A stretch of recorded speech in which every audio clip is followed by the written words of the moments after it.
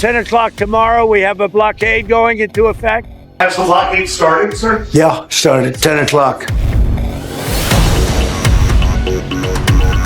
পাকিস্তানের ইসলামাবাদে ইরানের সঙ্গে শান্তি আলোচনা ব্যর্থ হওয়ায় হরমুজ প্রণালীতে নৌ অবরোধের ঘোষণা দিয়েছেন মার্কিন প্রেসিডেন্ট ডোনাল্ড ট্রাম্প। হরমুজ প্রণালীতে ট্রাম্পের নৌ অবরোধের মূল লক্ষ্য হল ইরানকে উল্টো চাপে ফেলা। হরমুজ প্রণালীর ওপর ইরান নিজেদের সার্বভৌমত্ব দাবি করায় পাল্টা চাল চেলেছেন মার্কিন প্রেসিডেন্ট ডোনাল্ড ট্রাম্প। বর্তমানে বিশ্বের 20% তেল ও গ্যাস এই পথ দিয়েই সরবরাহ হয়। তাই হরমুজ প্রণালীতে পাল্টা নৌ অবরোধের ট্রাম্পের এই সিদ্ধান্ত ইরান ইস্যুকে অত্যন্ত বিপজ্জনক পর্যায়ে ঠেলে দিচ্ছে বলে মনে করা হচ্ছে। কারণ ট্রাম্পের একের পর এক হুমকিতে আমেরিকার উপর ক্ষুব্ধ হয়ে বর্তমানে হরমুজ প্রণালীতে জল মাইন পুঁতে রেখেছে ইরান। এছাড়া এই রুটে চলাচলকারী জাহাজগুলোর কাছ থেকে টোল আদায়ে একটি টোল বুথ ব্যবস্থা চালু করেছে তারা। জাহাজ প্রতি $20 লাখ পর্যন্ত ফি দাবি করছে তেহরান।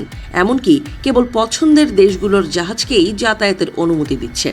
অবশ্য ইরানের এমন সিদ্ধান্তকে আন্তর্জাতিক আইনের লঙ্ঘন এবং সামুদ্রিক দস্যুতা হিসেবে অভিহিত করেছে আন্তর্জাতিক মেরিটাইম অর্গানাইজেশন। হরমুজ প্রণালী নিয়ে বিরোধ অনেক পুরনো। 1980-এর দশকেও এই পথ খোলা রাখতে শক্তি প্রয়োগ করেছিল আমেরিকা। আন্তর্জাতিক সমুদ্র আইন অনুযায়ী এই প্রণালী একটি মুক্ত আন্তর্জাতিক জলপথ। তাই এখানে কোনো দেশই জাহাজ চলাচলে বাধা দিতে বা ফি দাবি করতে পারে না। কিন্তু ইরান তাদের 1993 সালের অভ্যন্তরীণ আইনের প্রসঙ্গ টেনে বলেছে, তাদের জাতীয় নিরাপত্তা বিঘ্নিত হলে তারা যে কোনো জাহাজের পথ বন্ধ করতে পারে। এই অচলাবস্থার কারণে বিশ্ববাজারে তেলের দাম ব্যারেল প্রতি $120 ছাড়িয়ে গেছে। বিশেষজ্ঞরা বলছেন, যুদ্ধ শেষ হলেও 2026 সাল পর্যন্ত এই চড়া দাম বজায় থাকতে পারে। বর্তমানে 230টি তেলের ট্যাঙ্কার প্রণালীর ভেতর আটকা পড়ে আছে।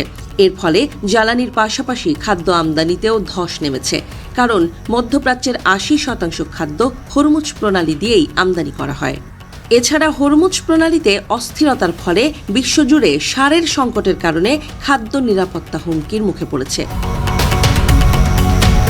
এই পরিস্থিতি থেকে উত্তরণে গত 11 মার্চ জাতিসংঘ নিরাপত্তা পরিষদ একটি প্রস্তাব পাশ করে। সেই প্রস্তাবে হরমুজ প্রণালী দিয়ে অবাধে জাহাজ চলাচলের অধিকারের বিষয়ে জোর দেওয়া হয়েছে। জাতিসংঘ নিরাপত্তা পরিষদের এই ভোটে অংশ নেয়নি ইরানের সবচেয়ে কাছের মিত্র রাশিয়া ও চীন। অবশ্য এই আইনের বিষয়ে ভেটো দেয়নি তারা। বিশেষজ্ঞরা বলছেন, আমেরিকার এত চেষ্টার পরেও হরমুজ প্রণালী এখনও ইরানের হাতেই রয়েছে। এখন একমাত্র সমাধান হতে পারে আন্তর্জাতিক বিচার আদালতের হস্তক্ষেপ। যদিও এই আদালতের বাধ্যবাধকতার কোনো তোয়াক্কা করে না ইরান। তাই হরমুজ প্রণালীর এই অস্থিরতা মধ্যপ্রাচ্যের পাশাপাশি পুরো বিশ্বের অর্থনীতিকে গভীর এক সংকটে ফেলে দিয়েছে বলে মনে করছেন বিশেষজ্ঞরা।